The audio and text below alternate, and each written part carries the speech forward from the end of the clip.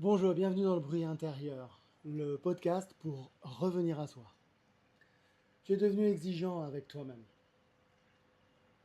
et plus qu'avec n'importe qui d'autre d'ailleurs.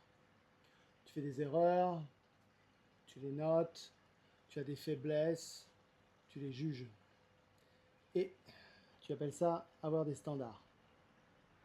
Si un ami te parlait comme tu te parles, honnêtement, est-ce qu'il resterait ton ami longtemps? Pose-toi la question juste 2 petites secondes. Cette voix dans ta tête, là, celle qui commande tout ce que tu fais, qui repasse tes conversations le soir, qui te rappelle ce que tu aurais dû dire ou pas, ce que tu aurais dû faire ou pas, ce que tu aurais dû être. Cette voix-là, elle est dure. Et le pire, c'est que tu trouves ça normal. Mais est-ce que tu te souviens d'avoir été différent? Je veux dire, il y a eu un moment quelque part, un moment où tu étais plus doux avec toi-même. Ou juste une erreur, finalement, c'était qu'une erreur. Pas la preuve de quelque chose, si tu vois où je veux en venir. Et ce moment-là, il n'a pas disparu, il est juste recouvert sous les rôles que tu joues, sous ce qu'on attend de toi, sous ce que tu as accepté de devenir pour être à la hauteur. Et c'est de ça qu'on va parler aujourd'hui. Pas de devenir quelqu'un d'autre, c'est pas du tout le but. Ce qu'on veut ici, c'est retrouver quelque chose. Quelque chose qui est déjà là. Personne ne naît dur avec lui-même. Regarde, un enfant qui apprend à marcher, il tombe, se relève, il retombe. Et à aucun moment, l'enfant est là à se dire « Oh, je suis nul, je n'y arriverai jamais, les autres marchent mieux que moi. » Bah non.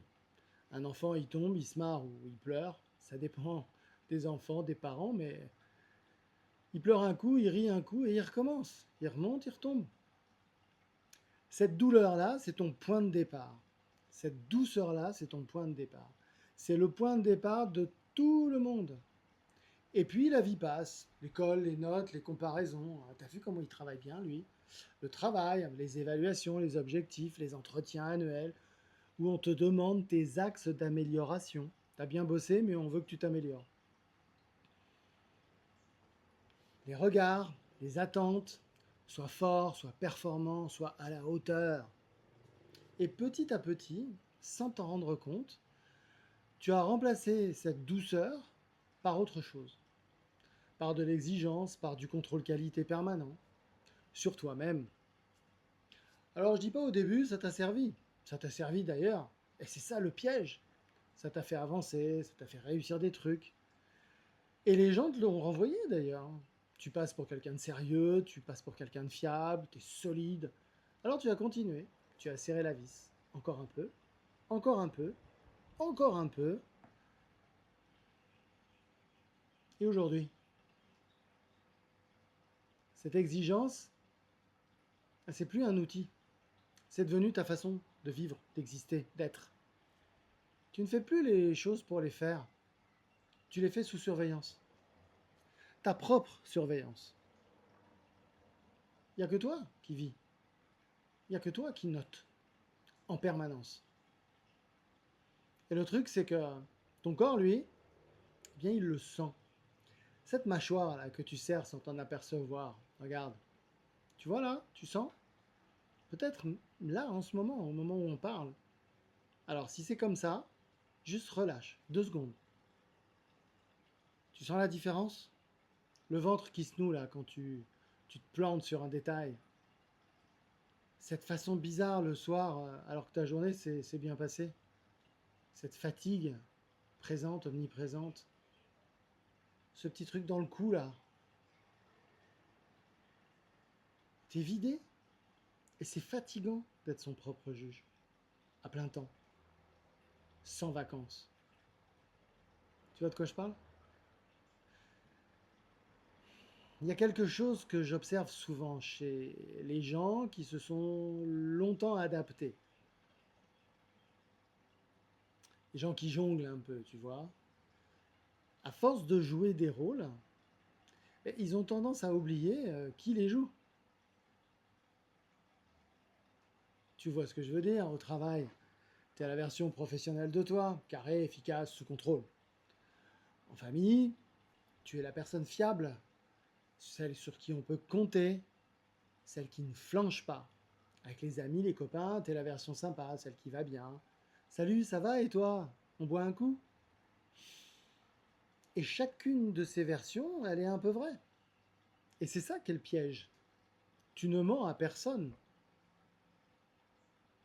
Mais aucune de ces versions n'est complètement toi. Et un jour, quelqu'un te pose une question, toute simple. Et toi, qu'est-ce que tu veux vraiment? Et là, il y a un blanc. Pas parce que tu es vide ou inconsistant. Ça, c'est ce que tu crois dans les mauvais jours. Non, non. Parce que ça fait des années que tu réponds à la place de quelqu'un. À la place du rôle. À la place de ce qu'il faut répondre. Ce qui est raisonnable. Ce qu'on attend de toi en réalité. Alors tu te dis peut-être que c'est trop tard, que tu es devenu comme ça maintenant et que bon, finalement, le gars doux, curieux, sympa, vivant que tu étais avant, bah finalement, il n'existe plus parce que c'était la jeunesse, l'insouciance, un autre temps. Et c'est là que j'aimerais qu'on s'arrête 2 minutes. Parce que c'est faux. Il y a une différence énorme entre quelque chose qui est mort et quelque chose qui est enseveli. Il ne faut pas confondre. Ce qui est mort, c'est fini, terminé, nada, ciao, bonsoir. Ce qui est enseveli, c'est juste recouvert d'un tas de papiers, de sacs, de choses. Et il y a des moments d'ailleurs où tu le sens. C'est des petits moments, mais tu les connais, pas vrai? Ce matin de vacances. Pas le premier jour, non, non, non, non. Le premier jour, tu es encore en train de répondre à tes mails dans ta tête. Le troisième ou le quatrième jour, quand la pression commence à descendre. Là, tu es là tranquille sur ta terrasse, tu prends ton petit café et tout d'un coup, tu remarques la lumière. Bêtement, la lumière sur la table, il se passe un truc à l'intérieur. Ou alors c'est une conversation qui dure un peu tard, avec quelqu'un avec qui tu n'as pas besoin de faire semblant, quelqu'un de proche. Et tu joues plus avec cette personne. Alors tu parles, c'est tout. Et en rentrant, tu te sens léger. Tu sais même pas pourquoi. Ou alors c'est un moment seul dans la nature. Tu es parti te promener à la montagne, à la mer, peu importe. Et tout à coup, ça se pose là, boum, à l'intérieur. Le bruit s'arrête. Silence. Et ça fait du bien. Et dans ces moments-là, il y a un truc, quelque chose qui retombe, doucement. Comme une feuille qui flotte, qui se pose sur le sol. Une espèce de calme. Une façon d'être toi sans effort. Personne à convaincre, rien à prouver. Et puis les vacances sont finies, le week-end est terminé, le lundi arrive et ça se referme. Bang. Mais retiens ça. Si ça remonte dans les moments là, c'est que c'est encore là. On ne ressent pas quelque chose qui n'existe pas. D'accord? Alors laisse-moi te raconter une histoire. Tu sais comme j'aime les vieilles histoires. Alors là aussi c'est encore une vieille histoire. Alors ça se passe à la montagne. Une montagne fabuleuse, couverte d'arbres de toute beauté. Des forêts profondes. Elle est connue pour ça d'ailleurs cette montagne, pour sa beauté. Les gens viennent de loin pour ça. Et puis, il se trouve qu'elle est près d'une grande ville, cette montagne. Alors les hommes qui vivent là, bah, ils sont venus et souvent ils sont armés de haches et ils coupent les arbres, un par un.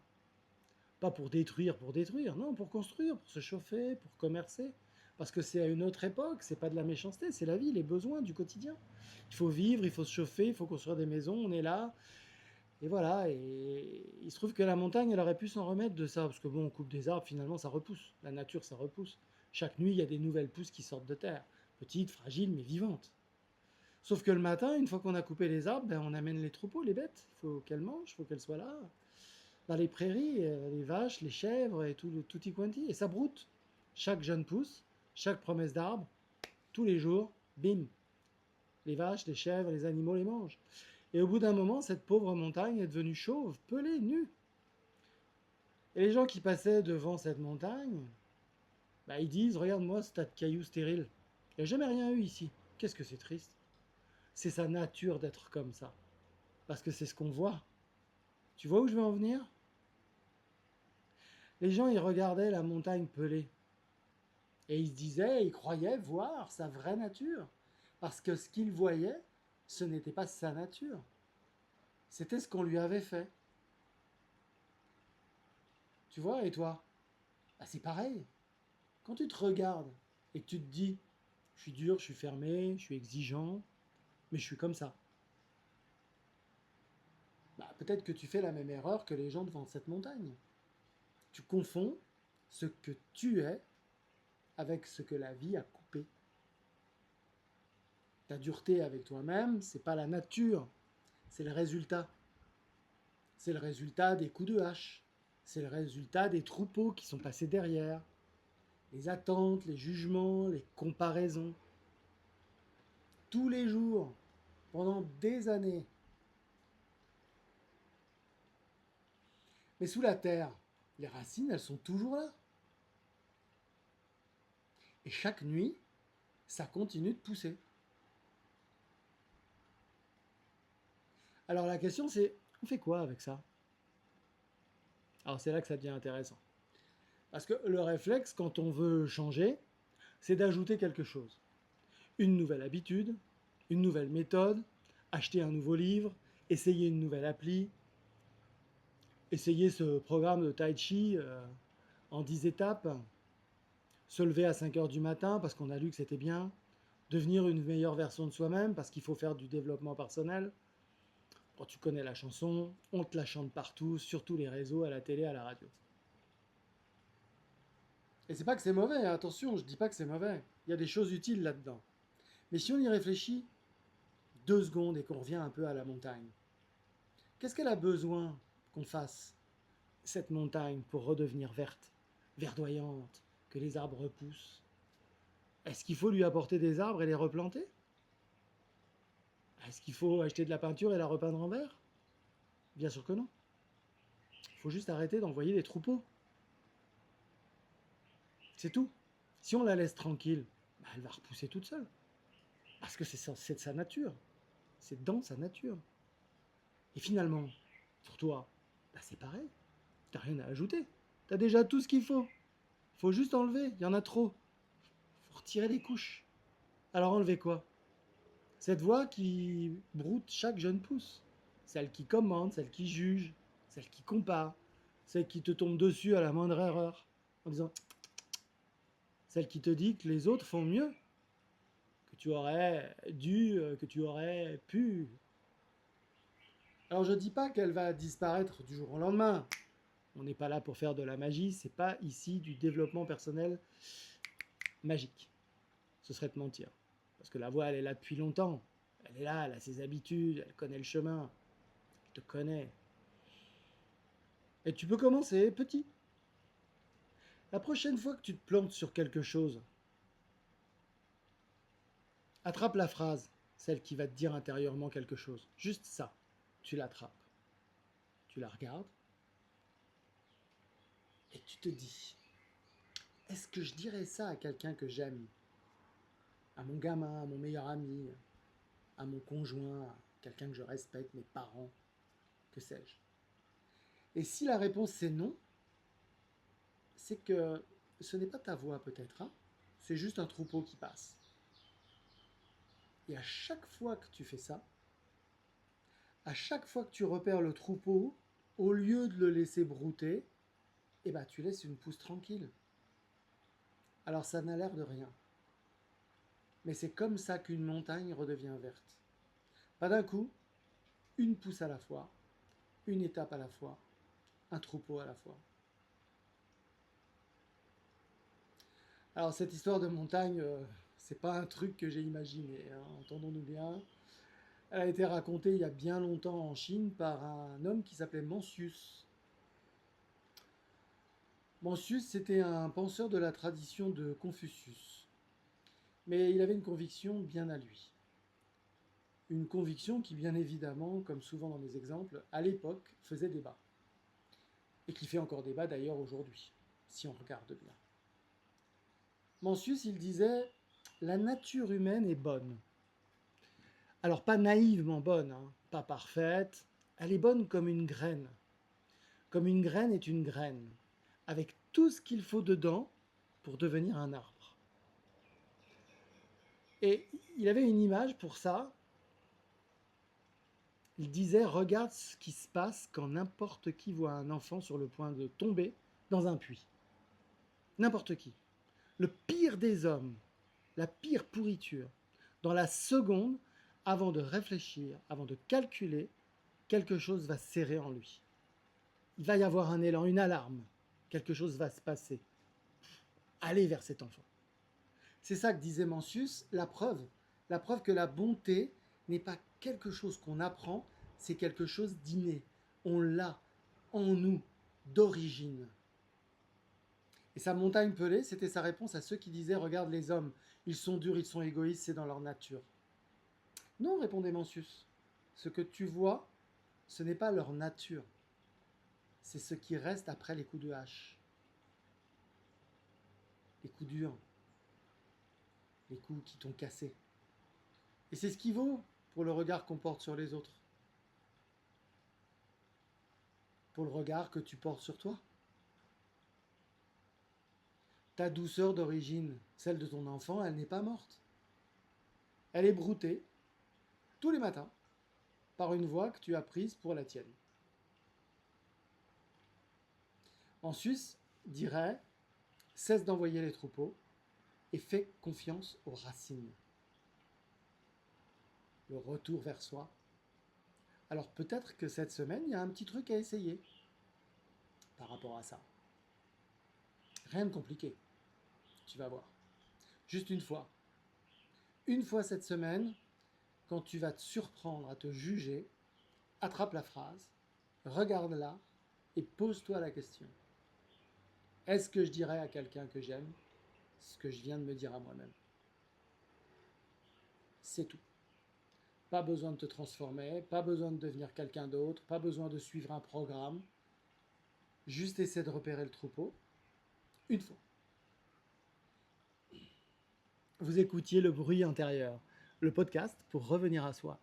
Cette semaine, on a parlé de cette dureté qu'on retourne contre soi-même, de ces rôles qui finissent par nous recouvrir.